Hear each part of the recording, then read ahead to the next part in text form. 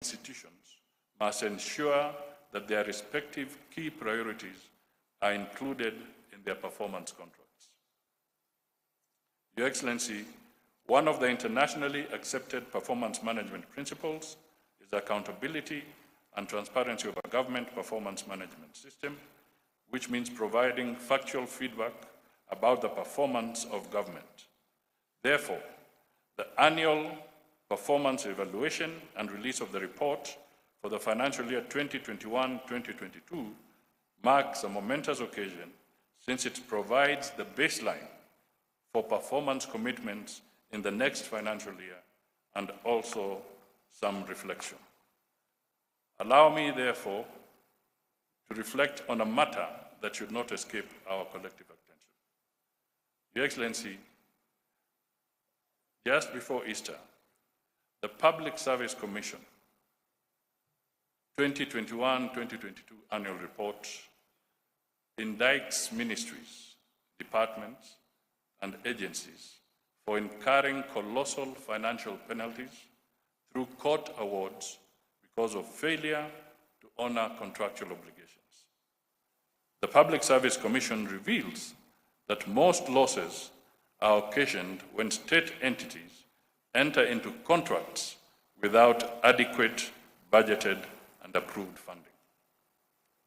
Common breach of contracts begs the questions: do frequent breaches of contracts arise out of inept due diligence or sheer negligence by MDAs? Do staff in procuring entities understand procurement laws and that it is their responsibility to ensure contractors fulfill their obligations and that government receives the goods and services it paid for? Or should we conclude they know the rules but choose to ignore them for our benefit? The legal framework for public procurement is set out in Article 227 of the Constitution of Kenya 2010, and in several sections of the Public Finance Management Act, number 18 of 2012, and the Public Procurement and Asset Disposal Act of 2015. Your Excellency, public resources are not infinite. Constant losses cannot be entertained. Under Section 44 of Public Procurement and Asset Disposal Act of 2015, accounting officers take responsibility for failure to ensure procurement is within approved budgets and procurement plans. Indeed, that section requires provisions of Section 68 of the Financial Management Act. Compliance with the law is therefore not optional. Section 79 of the Act makes it mandatory for public officers to comply with laws regulating public procurement. We cannot condone laxity, wastage, and losses anymore. It is time to strictly apply the penalties accruing from Section 72. Accounting officers failing to manage public assets to achieve value for money will henceforth be penalized. The same applies to application of Section 74(4). Public officers who breach accounting responsibility by making or permitting expenditure that is unlawful will be surcharged. I have deliberately highlighted these issues because they are at the center of perennial loss of resources arising from lost cases in courts of law. Going forward, we will soon issue a clear framework to address these deficiencies and make officers more accountable. Your Excellency, in order to fulfill the commitments made to our people, it is paramount that the whole public service honestly puts to practice the time-tested, result-based performance. To ensure that this is done, my office will ensure compliance with the annual performance contracting cycle timelines. This is besides holding quarterly meetings with principal secretaries to monitor achievements of agreed performance targets. In this context, a motivated human service resource remains core to performance management and service delivery. In order to promote productivity, innovation, and creativity in public service, youth and personnel living with disabilities require to be motivated. My office is developing a framework for an under 35 Employee of the Year annual award for this category of public officers. The award may be in the form of promotion and scholarships for such employees who demonstrate commitment and excellence in performance, innovation, and creativity that translates to effective public service delivery. This award will also enhance the visibility of target employees who exhibit high leadership growth potential across the public service. In conclusion, I do recognize the support and contributions of all our partners and collaborators in ensuring the institutionalization of performance management in the public service. Asanteni sana. It was a bit long, but I thought I had to convey this message. It is now my singular pleasure to invite His Excellency the Deputy President, Mheshimiwa Rigathi Gachagua, to come forward, make his remarks, and invite His Excellency the President.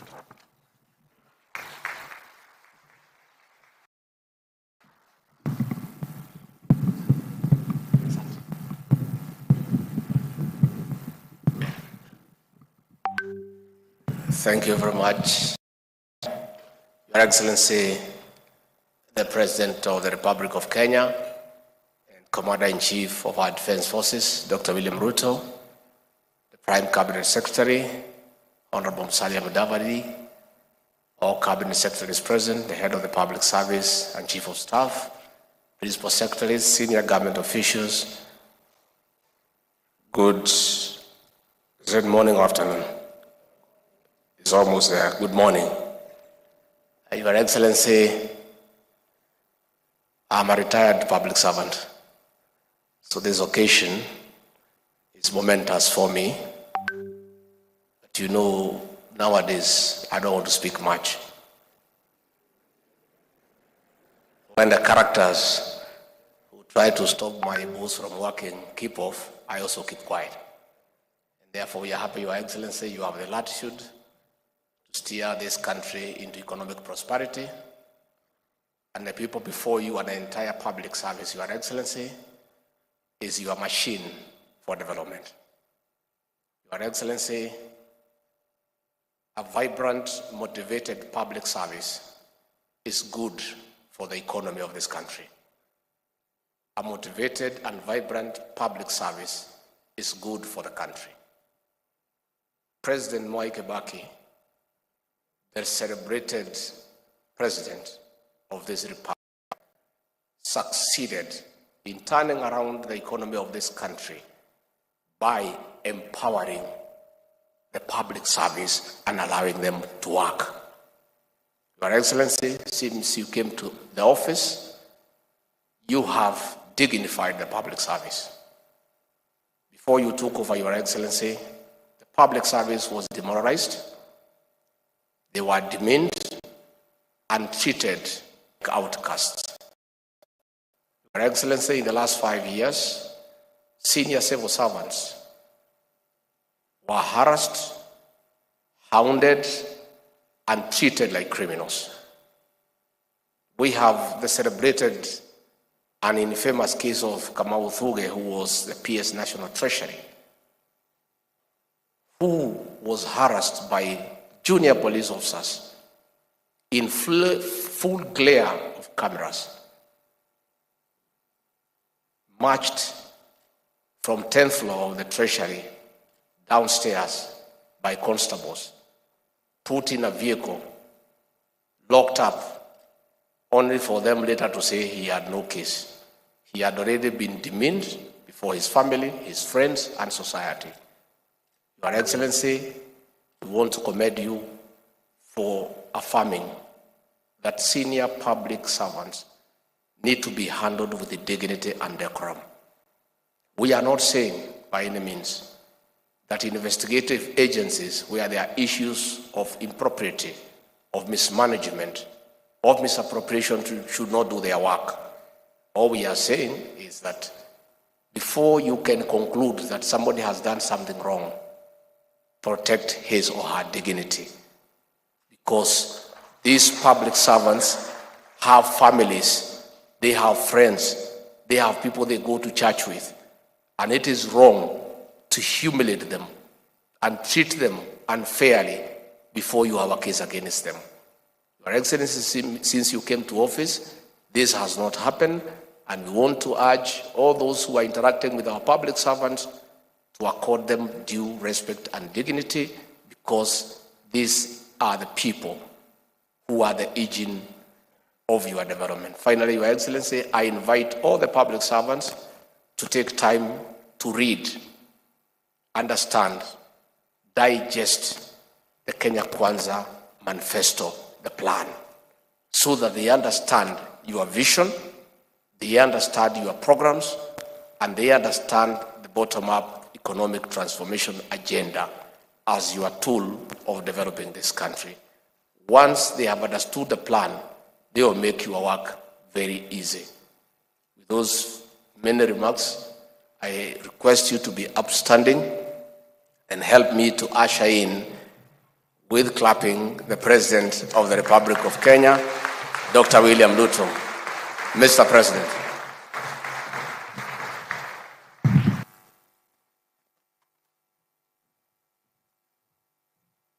Thank you very much, Mr. Deputy President. Let's take our seats. Thank you very much.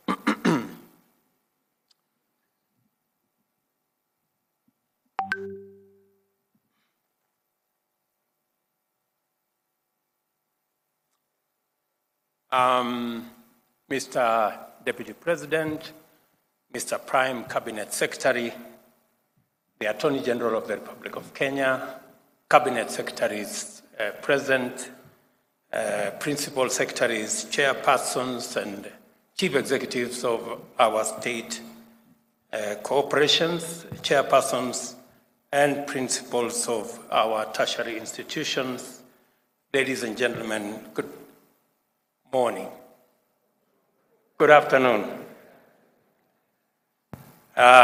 Today we witness the culmination of the annual performance contracting cycle and the commencement of analysis, reflection, and improvement of future performance on the basis of evidence-based evaluation and feedback.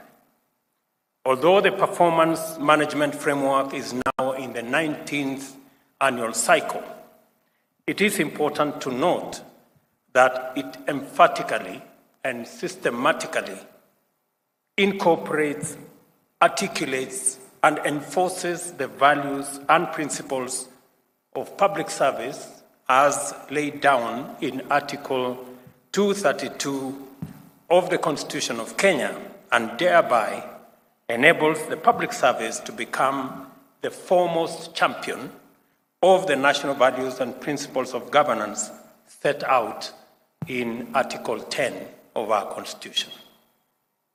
We must do our part in full to ensure that this event and the process it represents underscores high professional standards, highlights efficient, effective, and economic use of resources, demonstrates responsiveness, promptness, effectiveness, impartiality, and equity in service provision, enhances transparency and accountability, and promotes meritocracy, inclusivity, and diversity. The imperative of ensuring that the provisions of the public service to citizens meets a specified constitutional threshold makes it inevitable for us to insist upon a more standardized, rational, and evidence-based management regime. Last week, I engaged public servants about the constitutional stipulations regarding how government goes about the task of realizing citizens' expectations through the public service. In our constitutional dispensation, the public service is configured to become the optimal instrument to effectively mediate between the government's commitments and citizens' aspirations. In formulating the bottom-up economic transformation agenda, we went to great lengths to conduct exhaustive consultations with Kenyans throughout the country. These consultations enabled us to formulate the policy and strategic basis of our manifesto, as well as formal charters containing actionable commitments to be implemented through the bottom-up economic transformation agenda. We understand our governing mandate to be anchored on the deep understanding we have with the people of Kenya, and that my performance contract as president is set out in the Constitution and the agenda I sold with my team to the people of Kenya. My performance contract, therefore, sets out targets that the government must achieve in feeding every Kenyan, providing affordable housing throughout the country, achieving the universal health coverage, establishing necessary infrastructure for the expansive growth of the digital and creative economies, as well as creating millions of jobs through aggressive expansion of micro, small, and medium enterprises, including industrialization. In other words, I'm saying that while we have the privilege to serve in the public service, it's not a right. We are close to 700,000 people in the public service out of 50+ million Kenyans. It is a privilege for us, the few of us, to serve in the public service. But that privilege comes with a responsibility on what do we do to create opportunity for the millions who do not have the privilege we have to serve in the public service.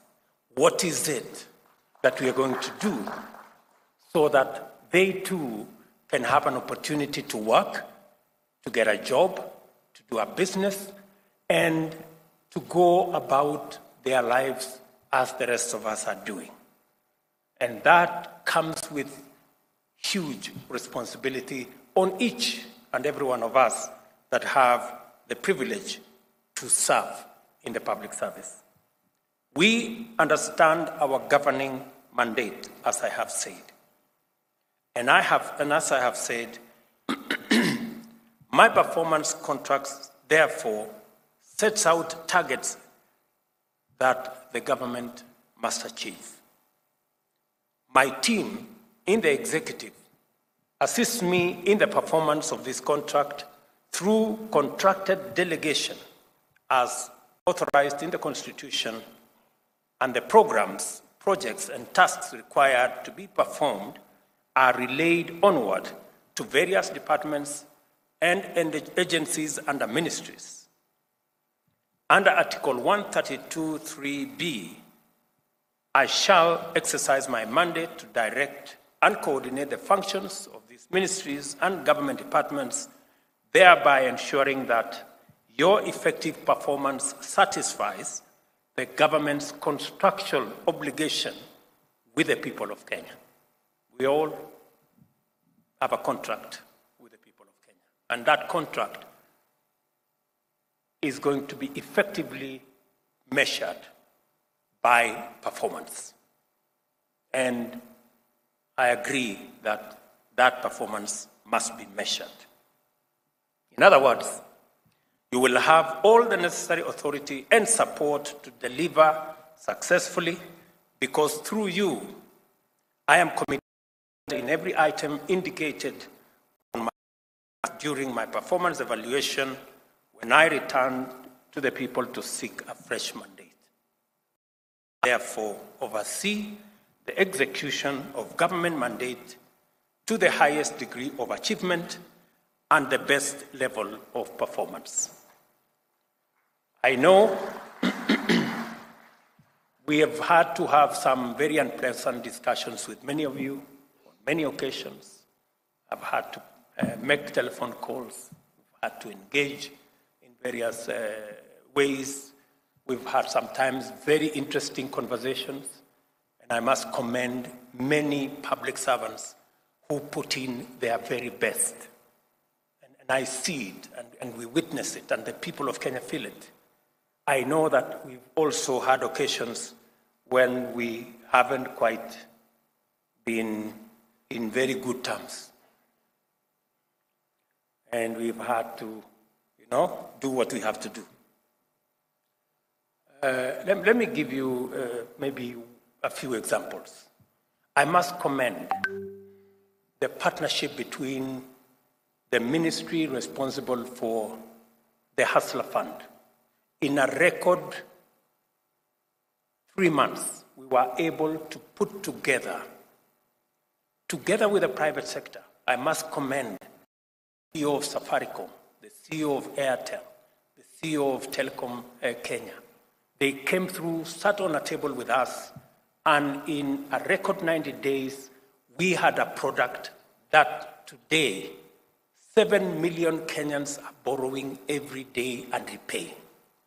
We have a product that has given us the opportunity to lend 26 billion shillings in a record 5 months.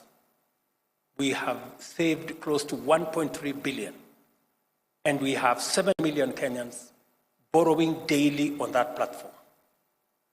I know many people have asked me, especially those of us in the political class, that how can we have such a successful product and we are not making enough political, noise around it so that people know it is happening. I want to tell you, relax. 7 million Kenyans know what that program is doing to them. Let me also, in a very special way, just commend some of our performers. My economic advisor, David Ndi, Mohammed Hassan, Davis Chirchir, and the young man at EPRA, those 4 gentlemen have done something phenomenal in our country. They have managed to put together a program that has taken us away from looking for $500 million every month to buy our fuel needs, which was slowly snowballing into a crisis. Today, as a country, we can buy fuel in Kenya shillings, something that many people never thought it would be possible.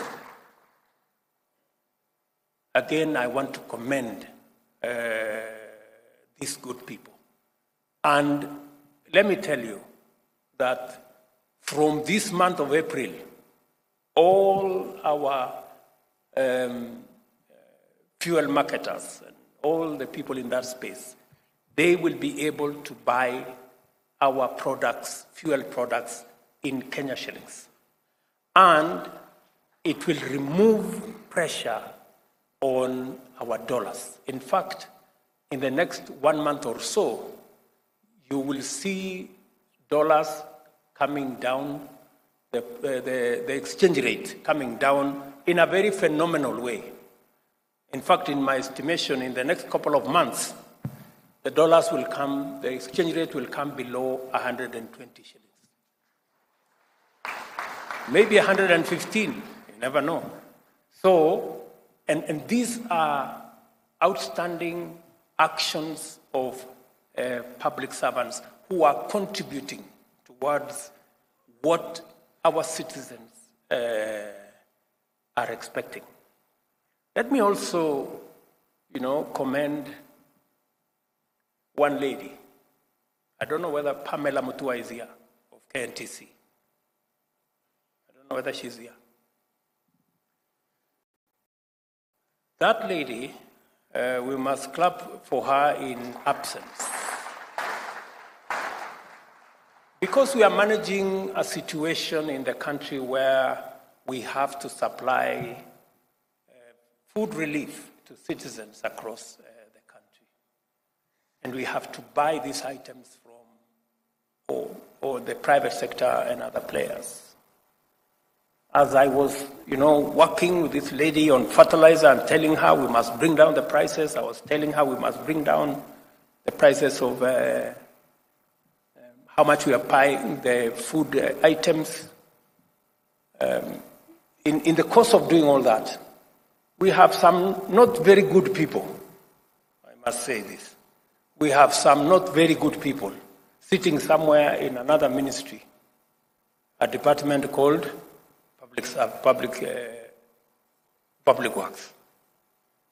And those people in a department, I don't know, called Materials Department or something, Supplies Department, the people in that supplies place, they were busy increasing the price of commodities. Imagine, in the middle of a food crisis, somebody is sitting in a public office and, negotiating himself and, trying to take advantage of a problem. And they were increasing the prices, imagine, of supply of some of these items. I don't know, rice was going up from 5,000 to 7,200.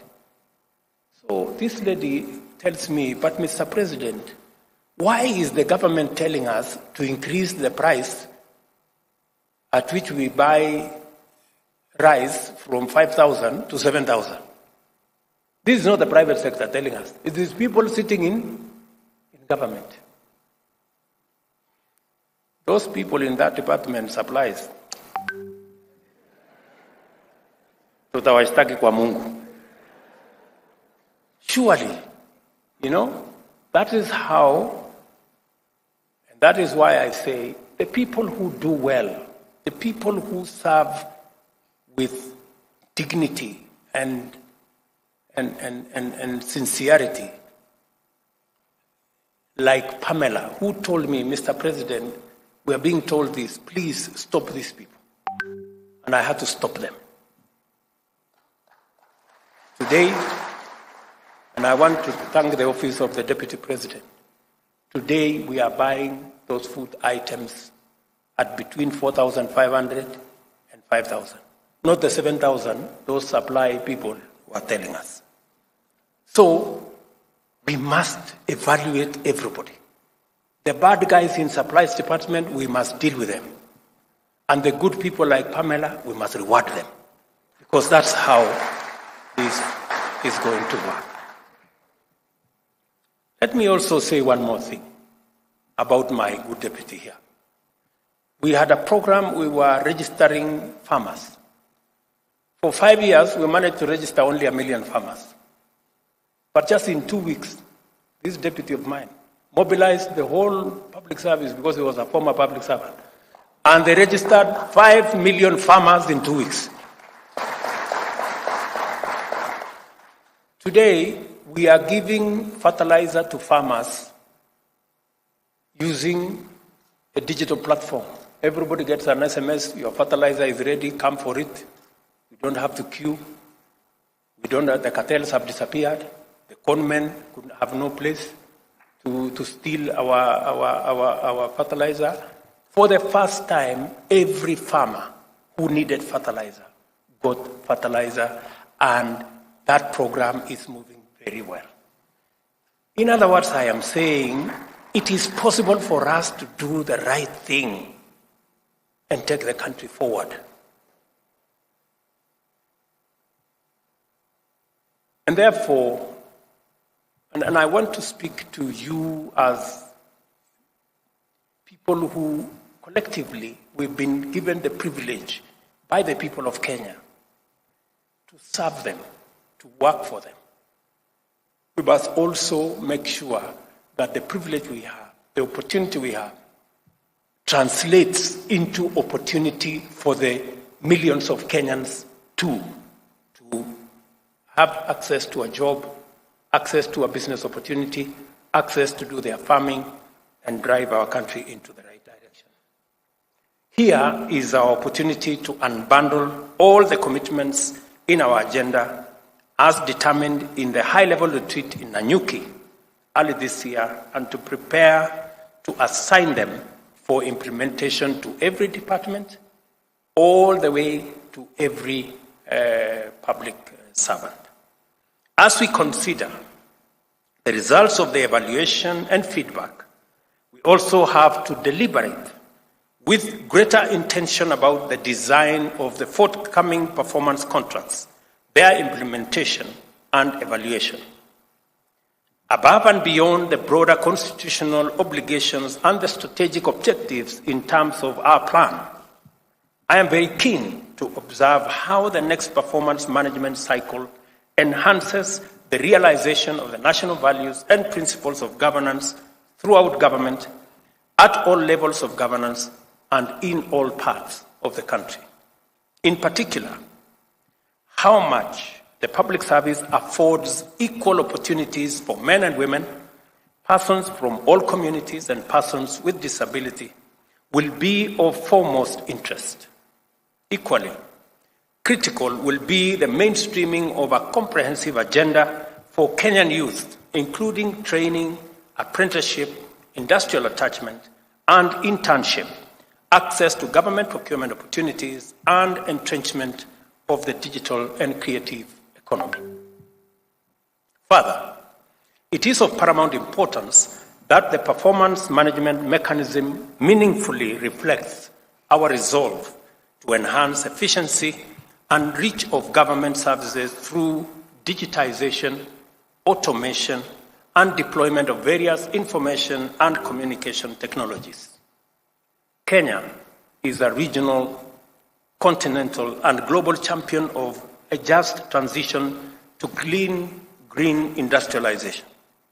Our credibility in this cause is founded on demonstrable commitment to green up our national power grid, restore degraded landscapes and ecosystems, conserve forests, water towers, wetlands, and other carbon sinks, and promote heavy investment in wind, solar power, and in addition to hydro and geothermal power. We are also promoters of e-mobility and sustainability across every sector. This magnitude of our commitment to the green agenda is further demonstrated by the fact that Kenya will host the Africa Climate Action Summit in Nairobi between 4th and 6th of September this year. I therefore expect our performance management framework to incorporate commitments that are consistent with our obligation under Article 42 and 69 and commensurate with our credentials as a global leader in green industrialization. Because of the urgency in delivering our commitments and providing services to the people, the need to ensure that every shilling of our increasingly scarce resources delivers its fullest value, and the requirements of transparency and accountability, the government is determined to reinvigorate performance management as a means of motivating, facilitating, and coordinating the public service in our delivery of the mandate that has been given to us by the people of Kenya. At this juncture, I must emphasize the need to ensure completion of viable, budgeted for, and already commenced projects and programs before we embark on new ones. I ask Cabinet Secretaries, Principal Secretaries, Chief Executive Officers of state corporations, and principals of tertiary institutions to use performance contracts to ensure that projects and programs are completed on time and within available resources.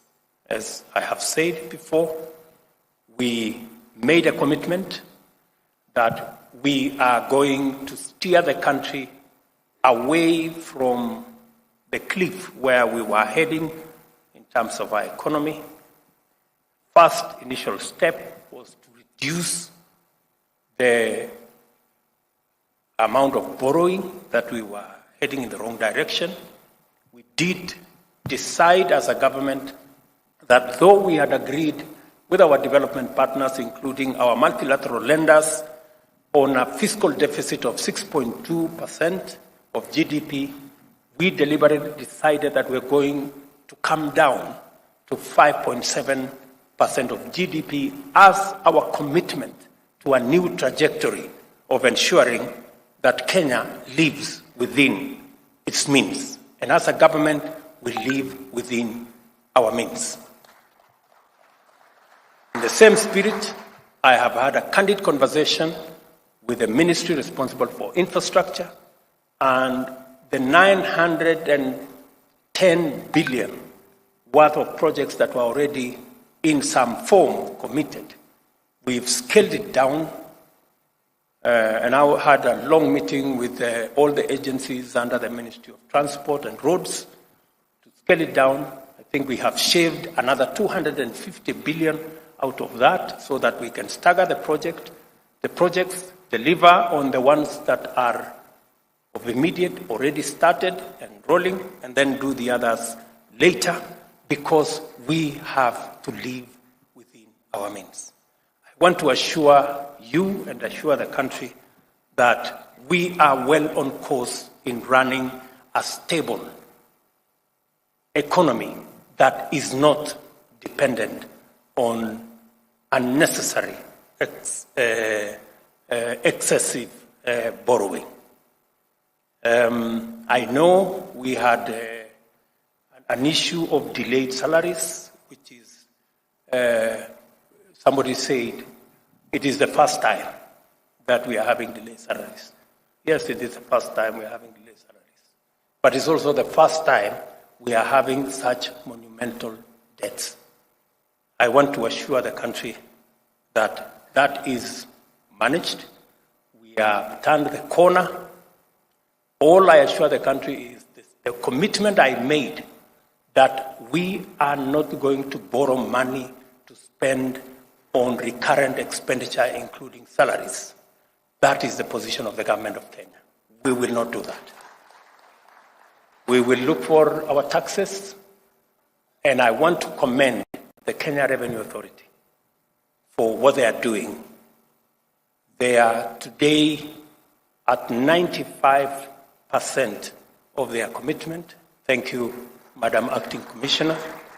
They are doing a wonderful job in a very difficult terrain.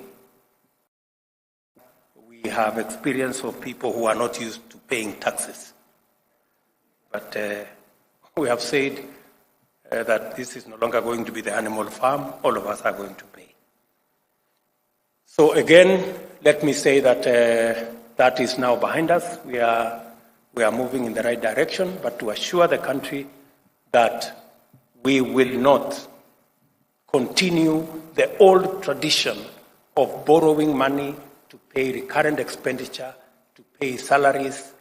We are going to pay salaries from our own resources. We are going to carry out our recurrent expenditure using our own resources.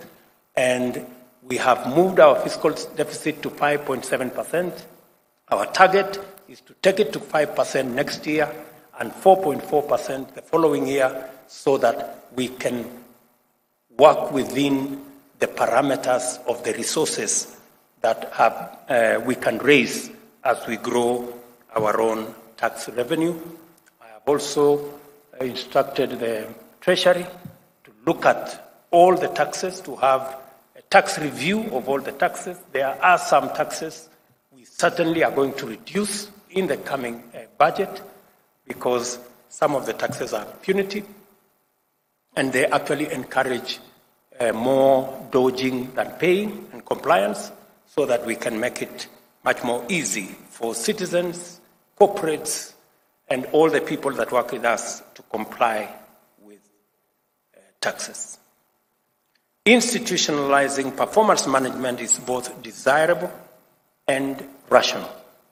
This is the rationale behind the decision to assign the government's performance contracting mechanism to the Public Service Performance Management Unit in in the office of the Prime Cabinet Secretary, and I am confident that we shall all begin to experience considerable improvement in public service delivery.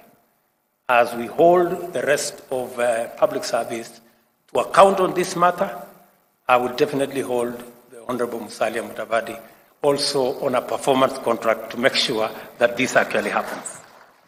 I also know that the institutionalization of performance management in government is going to be further anchored in a clear policy framework through the Public Service Performance Management Bill, once it undergoes the necessary developments in readiness for legislation in our Parliament.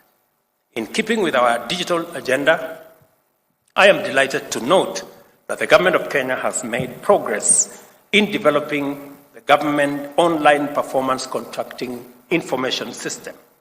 This system will promote efficiency, promptness, and transparency, thereby delivering the possibilities, benefits, and advantages of digital technology to the management of public service delivery. A result-oriented, effective coordination and commitment to go beyond the extra mile must be the new features of our approach to service delivery. Let us each do our part in strengthening a performance culture through the public service. To do this, let us eradicate all practices of sabotaging and discouraging high standards of performance in public service and instead motivate, reinforce, encourage, and support them. Let us also remember that the performance management mechanism is one more platform on which Kenyans will subject our servants to intense scrutiny and align our conduct accordingly. Let me say here again to thank the Senate and National Assembly for acceding to my request that we provide a platform where the people's representatives sitting in Parliament can interrogate our administration by affording a platform for cabinet secretaries to be able to answer questions directly in Parliament. And I am happy that that process is going to begin tomorrow, so that cabinet secretaries can get to the floor of the House, answer questions from the people's representatives, explain our actions, and create a better interface between the executive and the legislature in a mechanism that ensures greater accountability of the government of Kenya. Because I am a very strong believer in accountability. It is the same reason that hopefully through the bipartisan process, we can also get our opposition away from street battles and also afford them an opportunity with a leader of opposition infrastructure funded by the government of Kenya, again, to perform their function of holding government to account. We have absolutely no issue. In fact, accountability works best for everybody. Accountability is best when it is anchored around institutions. That's why the institution of Parliament will hold our executive to account. We want to build the institution of the opposition, as is guaranteed in the Constitution, as also another institution to hold government to account, because accountability is actually the measure of any performance of any administration.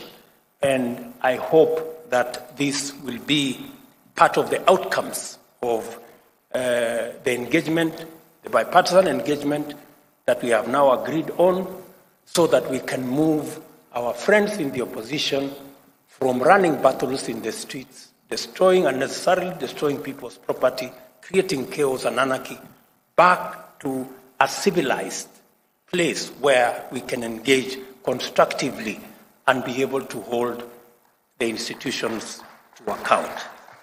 I think we all agree, that we are better off with institutions, building institutions that will assist us take the country forward rather than having running battles in the streets with sufurias on top of heads.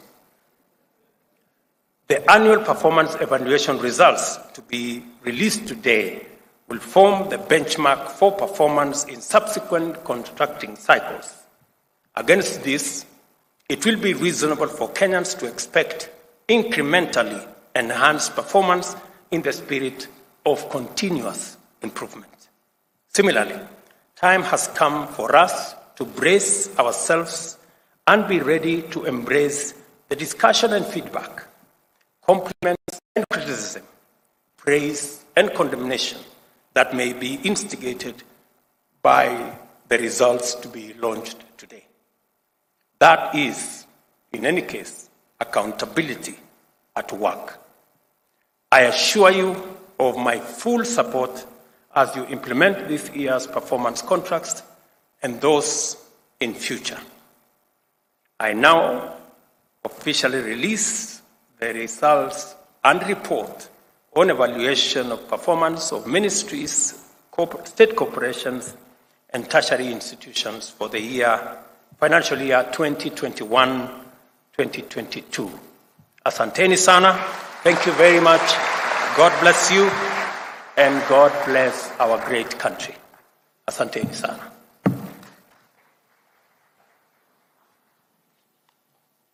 Thank you very much, Your Excellency. With your permission, would like to now